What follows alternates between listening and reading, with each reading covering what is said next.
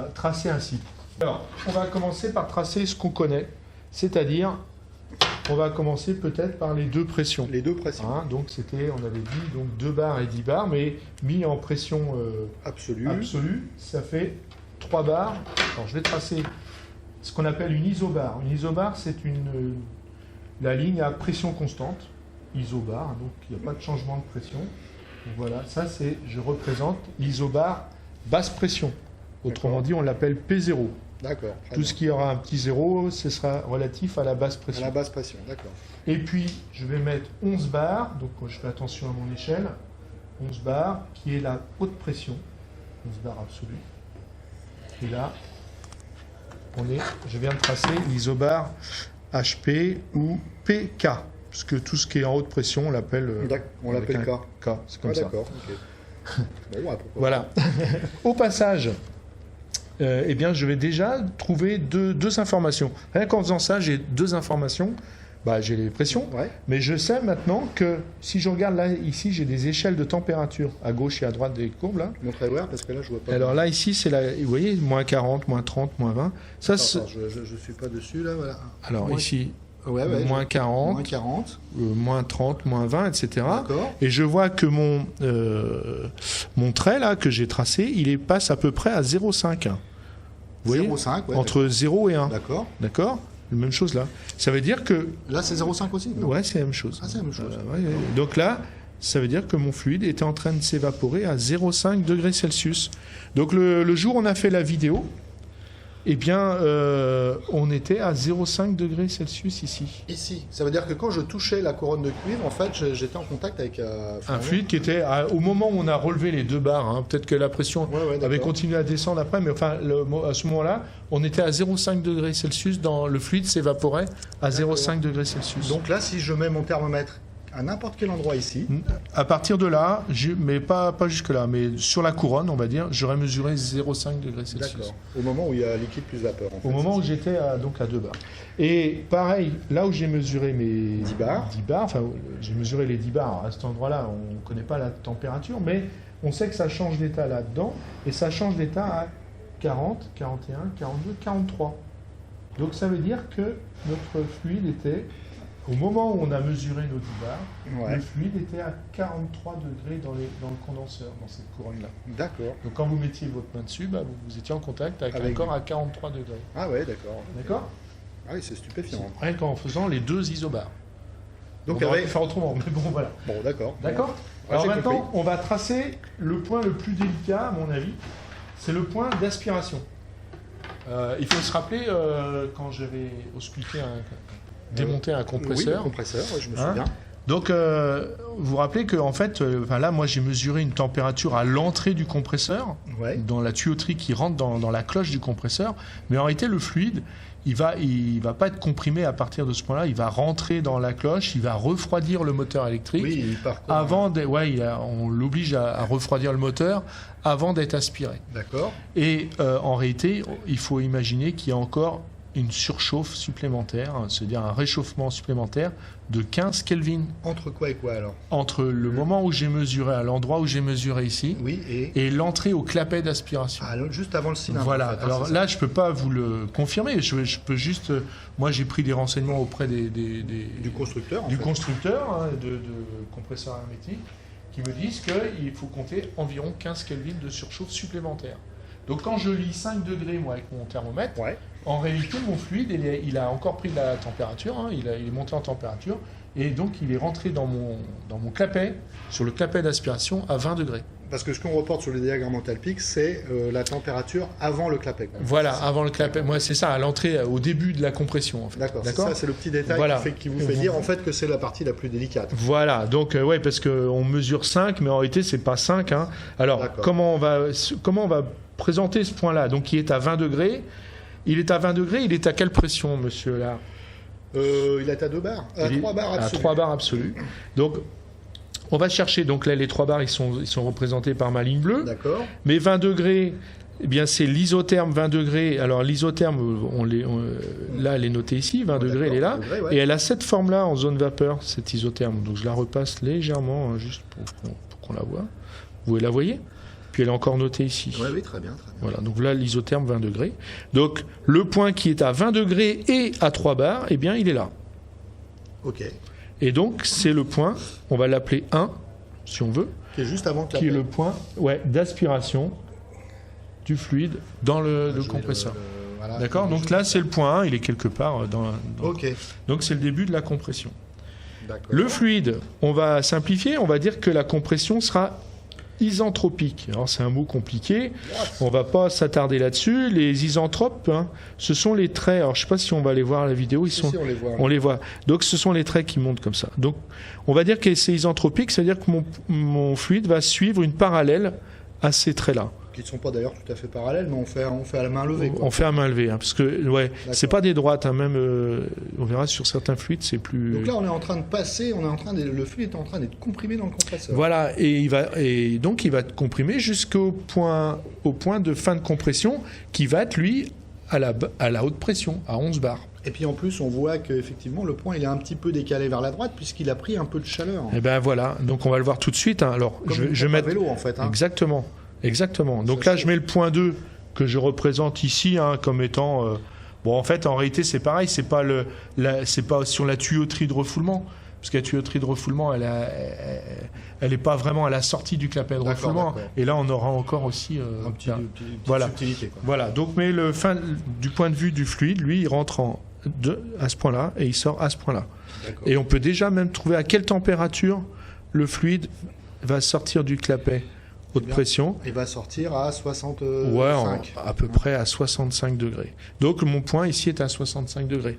Tout à l'heure, il était à 20 et c'est monté. Bah oui, vous avez parlé de la pompe à vélo. Exactement, c'est ce qui se passe. Ça se réchauffe. Et puis on va voir que ça se réchauffe. On va le voir tout à l'heure avec les enthalpies. Maintenant, on va continuer notre cheminement. Vous êtes d'accord ? Attendez. Donc là, en fait, oui, j'ai une question parce que là, donc il est à 65 degrés et là, il va se refroidir jusqu'au moment où il va se condenser. Exactement. Alors, on va les écrire. 65 degrés, donc c'est encore dans la cloche. On ne sait pas trop où, 65 degrés. Et 65 degrés, c'est plus chaud que la température extérieure. Donc, en fait, le fluide va échanger. On échange s'il y a différence de température. Exact. Et puis, à un moment donné, dans le début du condenseur, je ne sais pas où, mais à peu près, par ici. Je serai à 43 degrés. On va arriver à 43 degrés. Donc ça descend, on était à 65, 60, etc. Et à un moment donné, paf, 43 degrés. Mais toujours à la même pression. Toujours à la même pression. Alors on va le voir, on va le voir ici. Donc, refroidissement. Donc là ça perd, ça arrive à 43 et hop, degrés. On arrive à 43 degrés. Donc là, ça serait le début de ma condensation. Là, on commence à voir apparaître une petite gouttelette d'eau. De liquide, de fluide à l'état liquide. Mais avec à peine la gouttelette, parce que là, on est sur la courbe de saturation à 100% vapeur. Mais voilà, c'est juste derrière, là, voilà, il y a une goutte. Et le fluide, comme il est encore plus chaud que l'air extérieur, donc j'avais représenté les flèches, il continue à perdre de la chaleur. Mais restant à la même température. Mais voilà, comme on est en changement d'état, on l'a déjà dit, donc changement d'état, température constante. Par contre, on perd de la chaleur, on en perd même beaucoup, si on voit ici. Puis on arrive ici, à un endroit particulier que je ne sais pas dire où il est, mais ça sera peut-être vers la fin, c'est sans doute vers la fin, où on sera encore à 43 degrés. Mais là, on n'aura plus du tout de vapeur. Tout sera liquide. Tout sera transformé en liquide. Et si je continue à encore enlever de la chaleur, comme c'est le cas ici, eh bien la température va baisser jusqu'à 38 degrés. Donc là, en gros, c'est descendu de 5 degrés. De 5 degrés, d'accord. Alors on va voir comment je vais représenter ce point que je vais noter 3. D'accord. Alors, on a dit 43 à 38. Alors je vais chercher 38 sur l'échelle des températures. 30, 31, 32, 33, 34, 35, 36, 37, 38. Il est là le point. Je ne sais pas si vous le voyez. Moi, je vais me rapprocher. Voilà, 38, d'accord. Alors, c'est très simple pour tracer en fait le point 38. Alors, il faut dire ce que c'est qu'une isotherme. Alors, l'isotherme, c'est en vapeur, elle a cette forme-là. En saturant, elle est horizontale. C'est ce qu'on a vu tout à l'heure. Et puis en liquide, ce sont des verticales. Alors, elles ne sont pas représentées là. Mais ce sont des verticales. Alors, je vais tracer une verticale qui va passer par mon point 38. Alors, je vais essayer de la faire la plus verticale possible. Voilà. Et là, j'ai fait une bêtise, hein, j'aurais dû faire juste ça. Plus vers le haut. Ouais, parce que j'ai été un peu trop vite. Donc en fait, mon isotherme, elle commence, enfin en liquide, elle est là. Tout ça, c'est 38, d'accord ? D'accord. Et donc mon point 3, il est à la haute pression et à 38, il est là. D'accord. On est d'accord ? Donc mon point 3, il est bien ici. Et la détente, c'est là où j'étais un peu trop vite. C'est quand même sophistiqué. Hein, C'est bientôt fini, monsieur Lard. Ah bon. Le point 4 que je vais mettre ici, le point 4. qui est la sortie du détendeur, la sortie de mon capillaire, ouais. Eh bien, c'est ce que j'ai tracé par habitude, hein, à la verticale du point 3, mais à la basse pression. Parce que rappelez-vous, ici, on est déjà à 3 bars. Attendez. Je vais essayer de faire je vais me reculer un petit peu pour voir les deux. Voilà, donc ici, on est bien à la basse pression. Basse pression. 2 bars relatifs, 3 bars absolus. Et on est donc... Alors pourquoi vous êtes descendu verticalement, monsieur Lucas ? Parce que la détente, elle est isenthalpique, c'est-à-dire à enthalpie constante. C'est un fait, hein, c'est comme ça. Ça veut dire que là, si on commence... Alors si on voulait voir l'enthalpie au début, ici... En gros, peut-être plutôt... Enfin, pour dire ce que c'est qu'une détente isenthalpique, ça veut dire qu'il n'y a pas d'échange de chaleur sur le capillaire. Il n'a pas pris de chaleur, il n'en a pas perdu. Le fluide a juste... Changer d'état. Changer d'état, d'accord. Changer d'état, mais voilà, vous voyez, on est passé de 100% liquide, en haute pression, à...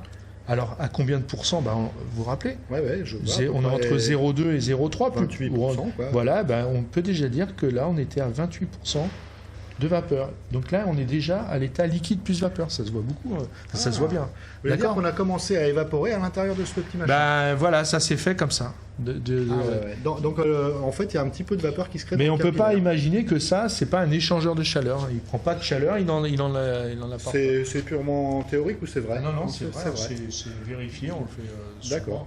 Alors peut-être sur un capillaire, c'est un peu moins vrai, mais sur un détendeur plus classique, c'est parce que la détente se passe sur une distance extrêmement courte. D'accord. Alors là, il y a peut-être un petit échange, effectivement. Est-ce que les autres, c'est un autre système ? C'est un autre système, c'est comme une buse, en fait. D'accord, très bien. Voilà. Donc, et on a terminé notre tracé. Hein, puisque qu'est-ce qui se passe maintenant ? Le fluide, il est en 4. On est au point 4 que j'ai oublié de mettre ici. Là. Le point 4. Le point 4, il est ici. Eh bien, le fluide, qu'est-ce qu'il fait ? Il va prendre de la chaleur et il va finir de s'évaporer. C'est ce qu'on voit ici. Ouais. Le fluide prend de la chaleur, il avance là, et puis à un moment donné, quelque part avant la fin, eh bien, la totalité du liquide s'est évaporé.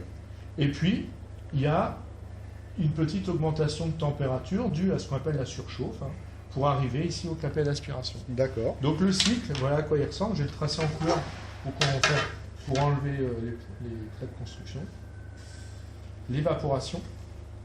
D'accord ? On est dans l'évaporateur, ce qui est froid. L'évaporateur plus l'entrée au compresseur. Ouais. La compression. Donc là, on comprime et on réchauffe un petit peu. Voilà, donc on passe de BP à HP.